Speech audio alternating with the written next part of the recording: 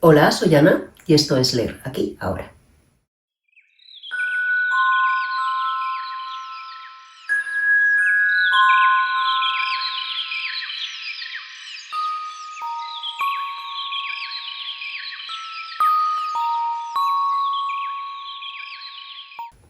Buenas, ¿qué tal estáis? Como ya os avisé la semana pasada, hoy vengo con la segunda parte del wrap-up de julio. 16 libros tengo aquí, en verano he leído un montón y he leído muy bien, de mucha calidad en general.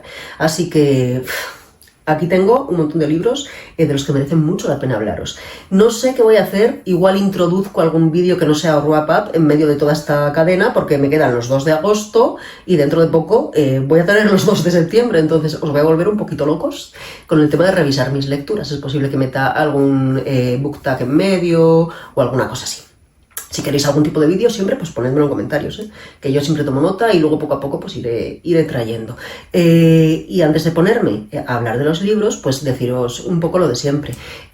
A los que no me conozcáis y seáis nuevos por aquí, pues bienvenidos, yo soy Ana. Y si queréis, pues tenéis ahí pues todo el contenido del canal, si queréis echarle un vistacillo y si os gusta, pues suscribiros, así os quedáis y os avisan de cuando subo vídeo. Y luego, pues por lo demás, si me dais un like o un dislike, que me da igual, bueno, no me da igual, pero la interacción ayuda igual.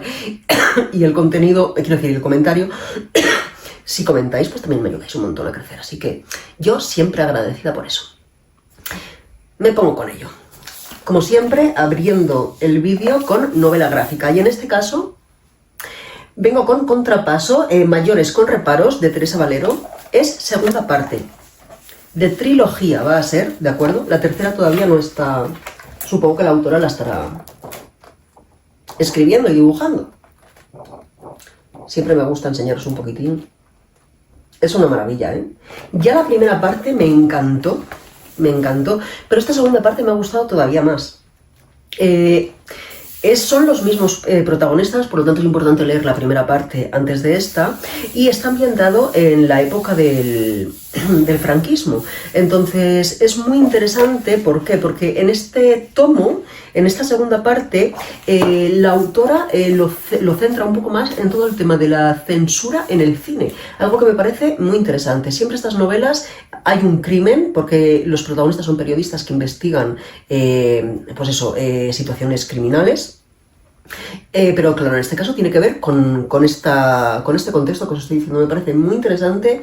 La autora se documenta maravillosamente bien, dibuja, que es una maravilla. Y si os gusta la novela gráfica, os la recomiendo mucho. Pero si no os gusta la novela gráfica, de verdad que tenéis que darle una oportunidad a estas novelas, porque igual de repente os empieza a gustar la novela gráfica. Yo siempre lo digo, es que hay mucha gente que no lee novela gráfica porque nunca la ha leído y piensa que no le va a gustar porque tienen en la cabeza los cómics de Mortadelo y Filemón, etcétera, etcétera. Igual no enganchaban mucho con ellos de pequeños y se piensan que el cómic solo se centra en el humor y en ese tipo pues eso, de temática, ¿no? Para nada, hay novela gráfica de todo tipo y hay cosas maravillosas. Entonces yo siempre recomiendo dar una oportunidad al género porque igual os quedáis. Bueno, también leí la editorial del señor Bennett, de Mónica Gutiérrez. Lo leí en colaboración con Ediciones B. La autora a mí me gusta mucho, los libros feel good a mí me gustan. No para leer más de uno a la vez y no para leer todos los meses, la verdad, porque si no voy a acabar un poco saturada del tema. Pero de vez en cuando una lectura amable que solo busca pues despertar ese tipo de sentimientos en el lector, me parece que está perfectamente. Y más en un momento como el verano, en el que pues te apetece relajarte, pasarlo bien, que yo luego he leído drama a tope, pero siempre me gusta en verano poner alguna lectura de este estilo, incluso alguna más. En verano sí. Pero ¿qué ha pasado? En este caso no ha terminado de conquistarme, la verdad. Otros títulos de ella sí me han gustado más. Aquí lo he visto muy previsible. Va de una chica que creo que era su tío, se marchaba, el tío tiene una editorial y se marcha a hacer unos viajes y ella se queda sin empleo, me parece recordar, y pues que hace ya un poco ya de tiempo y las cosas pequeñitas igual no las digo bien. Y se queda con la editorial y se empieza a encargar de todas las funciones de editor. Y entonces empieza a descubrir pues, que le gustan ciertas cosas, tiene que hablar con autores, bueno, eso es la parte interesante. Sí que es verdad que la veo como demasiado romantizada Y luego es que los personajes tampoco tenían un carisma maravilloso, las situaciones cómicas tenían solo un puntín de humor, como que necesitaban un poquito más, como en general el libro necesitaba mucho más de todo. Como que está bien, pero se queda en eso. Y estos libros, jolín, te tienes que enamorar de algún personaje o tiene que pasar algo como muy tierno para que sea memorable. Y en este caso, a mí no me resultó una lectura memorable. La probé porque la pruebo, pero sin más, me pareció bastante previsible. Y bien, pero también es verdad que lo leí a la vez que otro, que me gustó muchísimo del mismo género, que ahora os contaré. Y eso quizá también le hizo un poquito de sombra. Pero es lo que me pasó. Después, El aliento de los dioses, de Brandon Sanderson.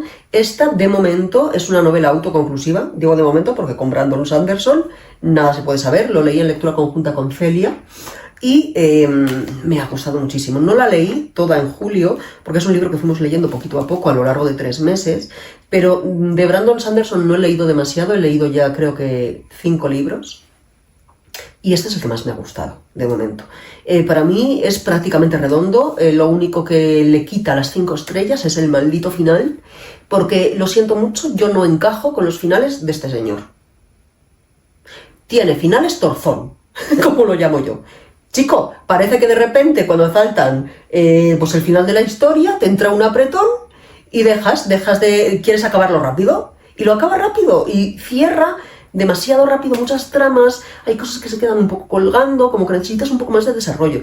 Yo entiendo que él busque frenetismo, entiendo que busque el efectismo de un final pues muy sorprendente, pero por favor, Brandon Sanderson, has desarrollado perfectamente toda la novela, te has tomado con calma ciertas cosas, ¿por qué lo aceleras al final? Yo sigo sin entenderlo y me enfada, me enfada, porque esta historia va a ser un 5 estrellas. Todo el rato se lo decía a Celia, es el libro que más me gusta, de las novelas de fantasía autoconclusivas, de las que más me está gustando. Tiene esa cosa de que los personajes principales son tan carismáticos, hay acción, el romance perfecto, aquí sí que hay mujeres fuertes, no como en otros libros del autor. Me ha gustado muchísimo, menos el final. El que haya leído este libro, por favor, que me comente abajo si está de acuerdo conmigo o no. Es que me enfado. Bueno, seguimos. El cielo abierto, de Nicolas Mathieu. Lo leí en colaboración con Alianza de Novelas. ¿Cómo me ha gustado este libro? Me enamoré desde la primera página, supe que era para mí.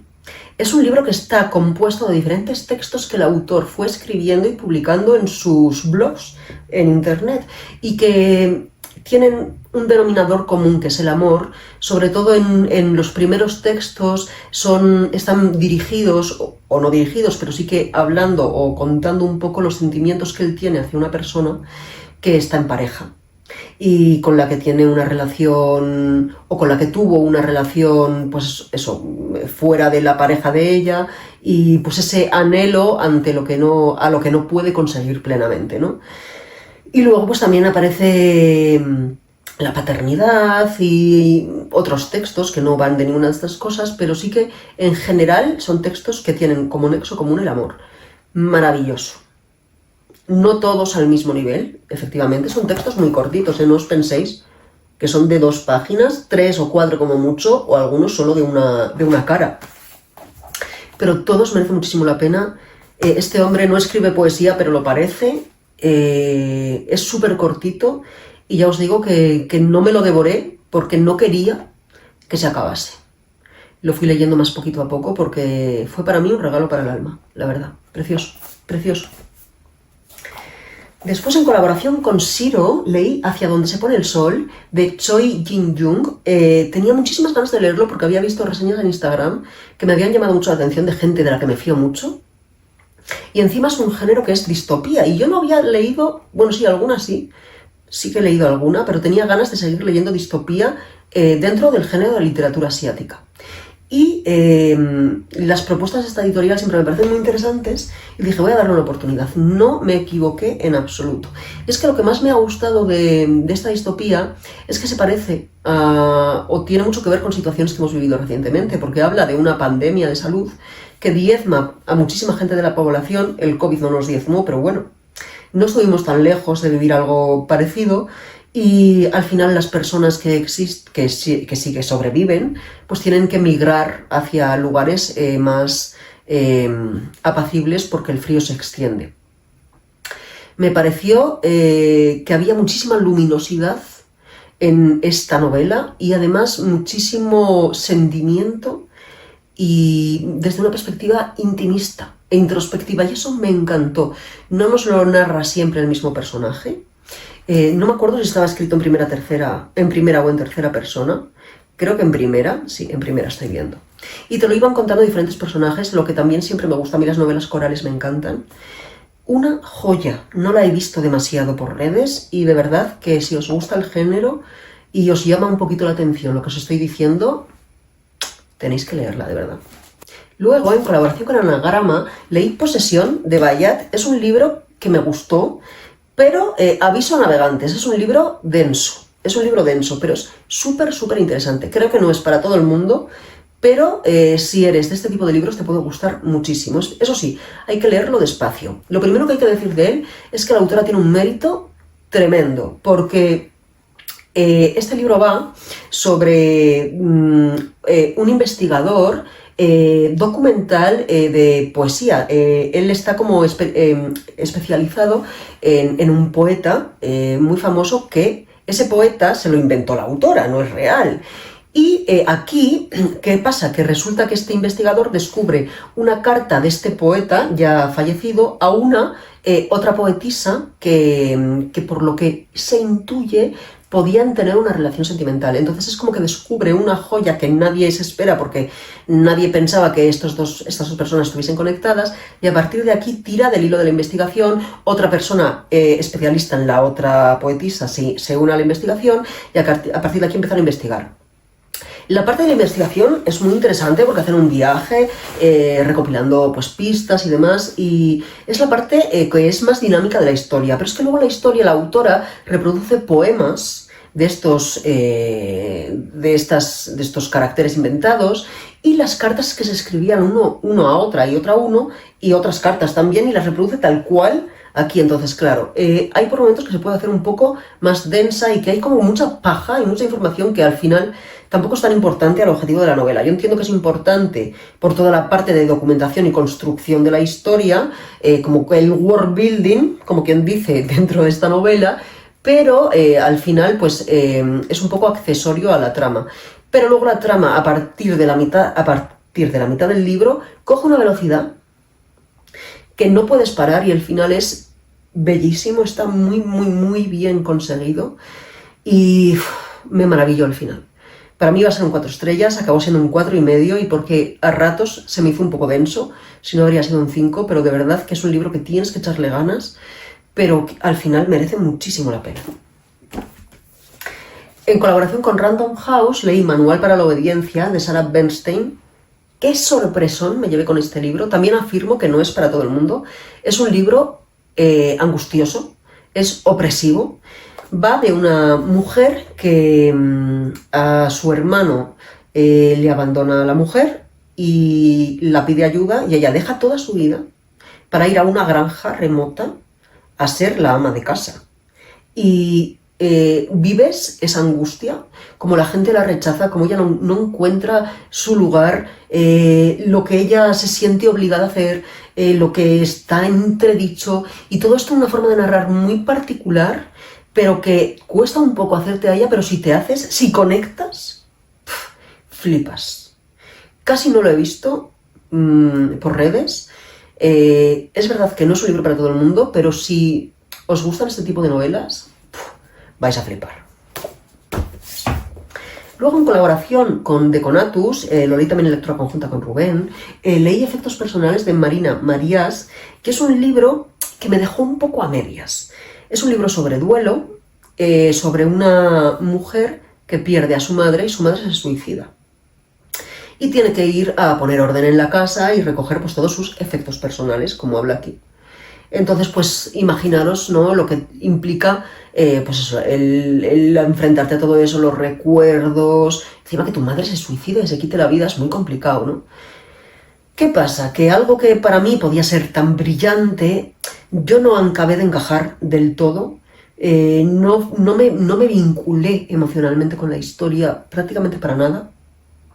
Hay fragmentos muy bonitos, pero también ella es argentina, creo que no me equivoco, y al final tiene pues esos tipos pues eso, argentinismos, palabras que a mí me hace un poco dificultosa la lectura. Quiero deciros exactamente dónde es ella y ahora no lo encuentro. Como siempre, aquí está. Sí, de Buenos Aires, nació en el 73. Una pena, porque es una temática que me gusta mucho, pero bueno, no siempre todos los libros encajan con nosotros, las cosas como son. Luego, leí, en colaboración con Reservoir Books, Comedia Española, de Manuel Gare. ¡Cómo me gustó! Me reí muchísimo con este libro, no me lo esperaba para nada. Es como una especie de tragicomedia, es muy original porque está como narrado con estructura de teatro, pero no es teatro, es novela, es narrativa. Y te cuenta pues la sociedad de hoy en día en España.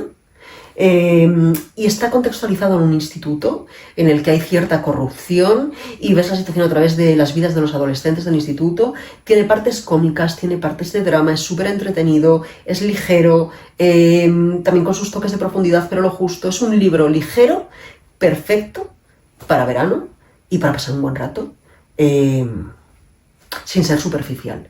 Me encantó, me encantó. También leí Fahrenheit 451 de Ray Bradbury, uno de los clásicos más aclamados dentro del género de distopía. Lo tenía ahí pendiente, lo leí con Tere y me gustó muchísimo. No le di las 5 estrellas porque, bueno, hay partes que creo que podrían estar un poquito mejor desarrolladas, pero eso sí, los diálogos de este libro, madre mía, vaya diálogos, me quedo muerta. Pero eso sí, hay partes como que noto que no estaban del todo desarrolladas, como que sentí cierto desequilibrio en la trama. Y eso que, jolín, tiene un concepto muy original porque aquí al final es una distopía en la que a nadie le interesa que existan libros y se queman. Los queman. Y la persona, la policía de los libros, que es el protagonista encargado de quemar los libros, de repente un día lee y descubre pues las bondades de leer y lo que eso le aporta e intenta empezar a reivindicar y está como en esa lucha ética sobre si cambiar o no, ¿no? Una maravilla por todo lo que implica detrás de esto, toda la crítica que se hace, la reflexión que promueve. ¿Cuándo se escribió? Porque al final esto, a ver de qué año es. Es que al final es de 1953. Entonces, todavía más a favor de la genialidad que tuvo el autor al escribir esto. Me imagino el revuelo que tuvo que provocar. Ya lo provoca ahora, cuando lo lees, no me quiero imaginar en ese momento. Con Celia leí también El amor ha muerto, de Ashley Poston. Está editado por Plaza y Janés, lo teníamos pendiente desde hace tiempo. Y me dejó a medias también este libro. Es una comedia romántica, pero me quedé un poco sin... como que vale, pero ya. Me faltó carisma. Es que es muy guay porque va de una chica que ve fantasmas y se enamora de un fantasma. Entonces, pues tiene como mucho... Esa parte de la premisa es muy potente, pero es que luego yo creo que no lo sabe desarrollar adecuadamente, porque no hay nada en el libro que a mí me enganchase, que... no sé, creo que está muy poco explotado y me dio mucha rabia, porque cuando hay una premisa tan buena y no se explota, dices, hombre, por favor, haz un poco más, con un poco más de chicha, no sé, un poco más de conflicto. Me dio rabia.